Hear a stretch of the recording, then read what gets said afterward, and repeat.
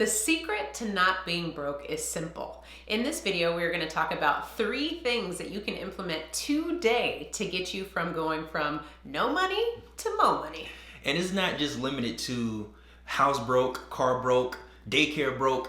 It's for all those different brokes that we deal with on an individual basis that we don't necessarily like talking about. No, we don't.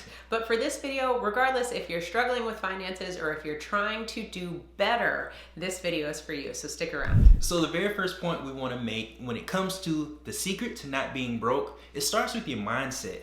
Mindset is huge when it comes to your mentality around finances and how you handle them. Now, this is something that a lot of people don't talk about when it comes to your finances, but it's one of the biggest things or challenges that we find, which is dealing with not only with ourselves, but with our clients and with family and friends, is the things that we're fed in our society as far as our potential, what we can do, what we can't afford, what we should be doing, all this type of stuff, the minutia that just gets stuck in our head. So in this video, we just want to make sure that we empower you with letting you know that you can do it. You can afford anything out there, but you need to be able to have a plan and work the plan. Right, and we're sharing you this information from experience because we've been broke before. So the best person that can tell you about being broke is somebody who's been in those shoes, which in this case would be us. We've been broke. And our mindset around the time that we were broke is totally different from where we are now. That's why mindset is such an important thing to take into consideration when it comes to your finance. So be careful of the people that you surround yourself with. If you find yourself comparing stories about who's the brokest, then you're both broke. So you need to find some new friends. Exactly. Or just kind of monitor the people who you surround yourself with the positive talk about money or the negative talk about money. Yeah, so for example, if you are in a conversation with somebody who's talking about, I can't afford this, I can't do that, I can't. Those are the type of people that you don't want to surround yourselves with because they have a limited or a small view of thinking about things. You want to work with people who are all about finding solutions and are determined to make a better financial situation for themselves. So the people that you want to hang out with are people who have more money than you right now, because you're going to start to see a lot of the characteristics that they do, how they manage their money, the investments that they get involved in, and how they just treat their money overall, which is going to plant a seed in your mind to help you realize some of the things that you can do with your money. Right, because the conversations that people with money have is different than those of people that don't have money. You can say that again. And you can learn a lot about somebody through their conversation. Absolutely. And different things that you can implement in your life or in your business just through a simple conversation. So what we recommend too, a part of the mindset, is continued education.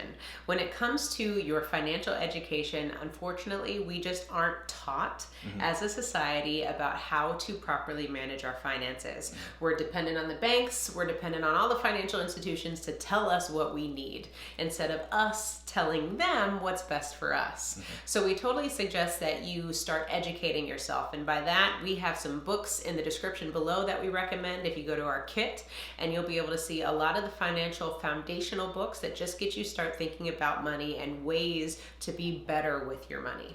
So just to wrap up the idea centered around mindset and educating yourself is the fact that right now we get our education about finances from our community, from our family members, from our friends. If we're in a situation or position where our finances could be a lot better, then we should start thinking about how we can take that into our own hands. And that's through self-educating ourselves around the idea of money and how it works inside of our lifestyle. Exactly. And you don't have to spend a ton of money because the right education actually can be free. It's all in books. It's all on YouTube. It's all over the web. Just start reading. Get out there and educate yourself. So the second point that we want to make around the idea of stop being broke is to create a plan for ourselves. Creating a plan for ourselves is super important because it's not just any plan, it's a plan to fit our personal lifestyle. Amen. Because every person's situation is different and every result is going to be different for us based on what we want. We're individuals. I'm so glad you said that. Don't compare your results to others. We all have different plans and different journeys, so don't be intimidated by what someone else is doing. Right, because think about it like a diet. The same diet doesn't work the same way for every single person because we're individuals. And a lot of times those diets we kind of throw them away after a few weeks because it doesn't fit inside of our lifestyle. We have to have that same idea when it comes to our budget or our plan. Matter of fact, we don't even have to call it a budget or a plan. It has to fit into our lifestyle. It has to fit into our daily habits so that we are able to put ourselves in a position where we can meet those financial goals that we set for ourselves, those saving goals, those investing goals, the ideas, so that we can put ourselves in a position and not be broke. Yeah. If anything, like Derry said, we don't have to call it a budget because we know that there's so many negative connotations with the word budget. And the reason being is because sometimes people feel that it's constricting, like, oh, I can't spend any money. But if anything, all we want you to understand is the conceptual piece of budgeting, which is have plans or have goals in place to make sure that you are controlling your output or the outflow of money. Because what happens is, I know we are guilty of it, and we have totally experienced this, where we've spent money for a month and we have no idea where the money went. So if you can relate to that, if anything, we just want to make sure that you put a plan in place to make sure that you know, hey, this month I'm only going to spend $300 on groceries. Or this month I know my cell phone bill is $150. Or next month I know that my electricity bill is $100. Things like that. You need to understand what your spending is. So one recommendation that we have with this plan is, first and foremost, know how much it costs you to live on a monthly basis, and then pair that to your income. So for example, let's say that it costs you $5,000 a month to live with all of your expenses. You need to make sure that your income is above $5,000. If that's not the case, then we need some adjustments on these living arrangements because you're living above your means. Now, there are some gray areas in there that I know you guys are thinking about, which is financing it. We finance things so that it can fit within our, let's say we make $5,000 a month, it can fit inside our lifestyle. But see how much things cost, that real cost of items that we finance. Because financing just means that we're overpaying for something that we necessarily can't afford. We're breaking it down into smaller payments so that it can fit inside of our lifestyle, which is not a good idea because we end up overpaying for it. Yes. So find out exactly how much stuff costs, the real cost of the items that we want to purchase before we make the purchase. Here's what I mean. Let's say we finance something on our credit card for $100 and our credit card is at 10%, which isn't bad. But we go and we finance something else for another $100. We finance something else for another $100. This keeps adding up to now we're financing 10, 15, 20 different things on our credit card at 10%. So it's the little things that keeps adding up to big things that we need to make sure we get ahead of and have a plan for. Yeah, because let's think about it. $100 here, $100 there doesn't necessarily break the bank, but due to the interest that we're paying with the credit card, that's continuing to add and build and build and build. And now this night out that we thought was going to be super affordable has now just become expensive because of everything else that we've layered on top of it.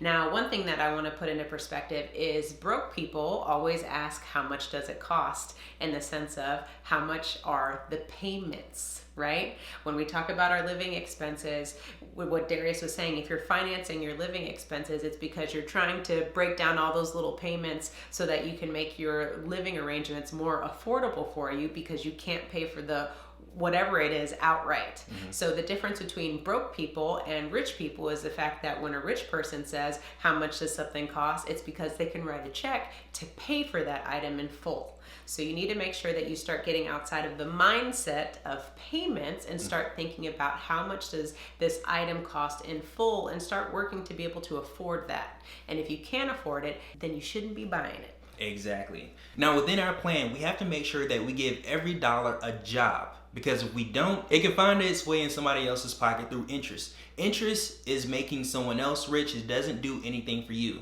Now, back to what Carmen said about the payments. Yes, we have a payment that we can afford that fits in our lifestyle, but more importantly, we're financing somebody else's lifestyle. I want to put this into perspective because I thought what Darius said about giving every dollar a job is super powerful, because right now we're just mindlessly swiping, not thinking about anything. But if you literally gave every single dollar a job and a purpose, your financial trajectory would completely change because you're in control. So to put things into perspective, let's say that you make $80,000 a year.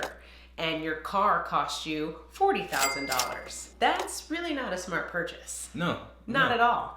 And if anything, I would say as a society, that's normal because we're so used to stunting and trying to look nice for people. When really, at the end of the day, you're broke, you can barely afford your car, and you're barely getting by because you have completely overshot the car budget by letting that eat up half of your annual salary.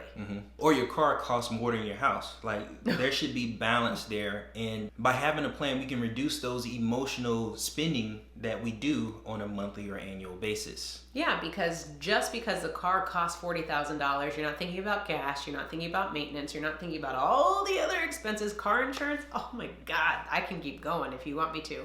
Those are all of the different things that build up when it comes to your finances, which causes you to continue to be broke, living paycheck to paycheck every single day. Right, so don't be car broke. Or house broke. Or house broke. How many times have we bought a house that you can't afford and you're struggling every single month? You look good in that house though, but your bank account is smoking. Yeah, on the other side of the door, there's no furniture in there. This is the worst. You're like, oh, you just moved in? No, I've been here 3 years. So point number 3 we want to move into is executing that plan.